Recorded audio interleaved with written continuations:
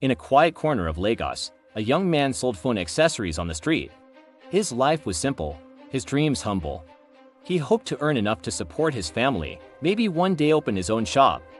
His name is David Nwamini, and he had no idea he was about to be drawn into a dark, international plot that would make headlines around the world.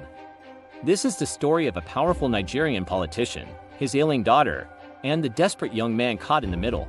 It's a story about power, poverty, and a shocking crime that unfolded right under the noses of British authorities. Ike Ekweremadu was a big name in Nigerian politics. A three-time deputy Senate president, a lawyer, and a man of immense wealth and influence. His daughter, Sonia, was battling a severe kidney disease and desperately needed a transplant to survive. The family had searched for a donor, but no suitable match was found among relatives. Their desperation led them down a dangerous path. Through his brother, Ike Ekweremadu, a doctor in Nigeria, they found David. David was just 21 years old.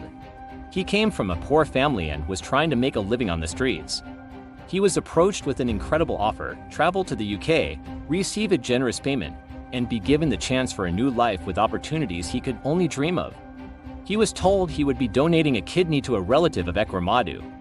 For David, this seemed like a golden ticket, a way out of poverty. He was coached on what to say. He was given a new identity, told to pretend he was Sonia's cousin, and given a script to follow. The story was that he was a willing, altruistic donor, offering his kidney out of love for his family. He was flown to London, a city he had never imagined visiting. He was put up in a flat, and the process began. The family took him to the Royal Free Hospital in London, a renowned center for transplants. This is where the story began to unravel.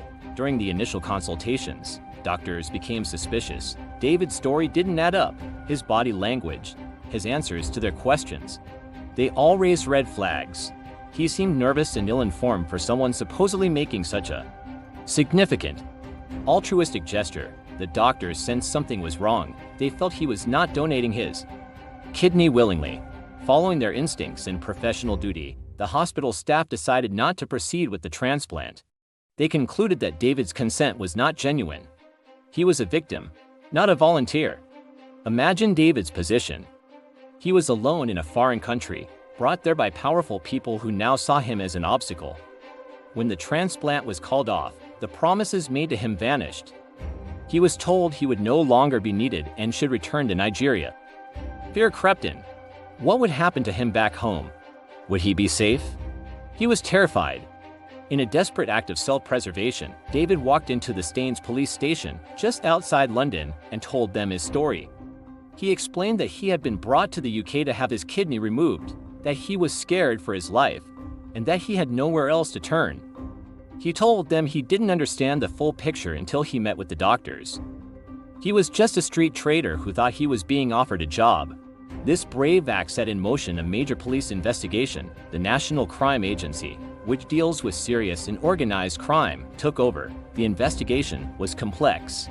Spanning both the UK and Nigeria, detectives meticulously pieced together the evidence, flight records, bank statements, and a trail of messages between Ekweremadu, his wife Beatrice, his daughter Sonia, and a middleman doctor, Obina Obeda. The evidence painted a clear picture. This wasn't a family trying to save their daughter through legitimate means.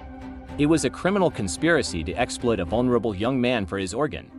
The messages revealed discussions about finding a donor, the costs involved, and the creation of a false narrative to deceive doctors. In June 2022, Ike and Beatrice Ekweremadu were arrested at Heathrow Airport as they were about to fly to Turkey, allegedly in search of another donor.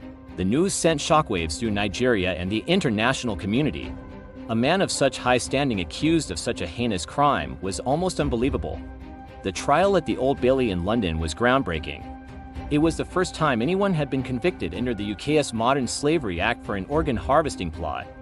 The prosecution laid out the case, detailing how David was targeted because of his poverty and vulnerability. They argued that while the family's love for their daughter was understandable, their actions were criminal. They had treated David not as a person, but as a collection of spare parts for sale. The Ekweremadu defense was that they believed David was acting willingly and was a genuine altruist. They claimed they were victims of middlemen who had misled them. Sonia, too weak to appear in court for much of the trial, claimed she knew nothing of the criminal plot.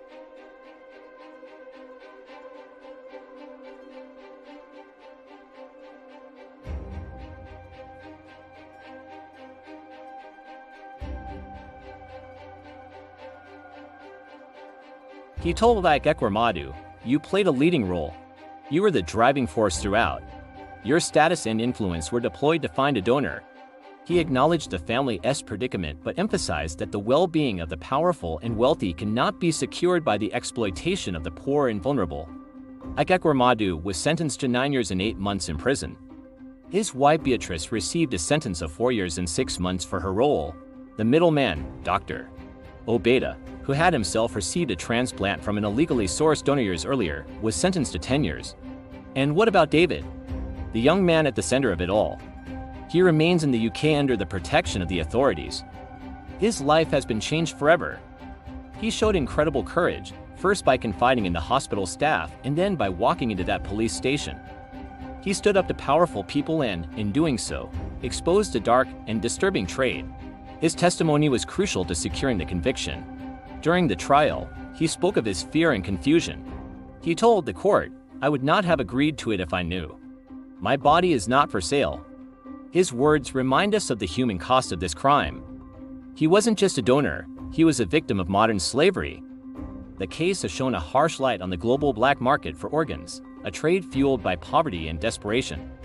It serves as a stark warning that wealth and power do not place anyone above the law. The Ekweremadu case is a complex tragedy. It's a story of a daughter's illness and a father's love, but it's also a story of criminal exploitation and the courage of a young man who refused to be a silent victim.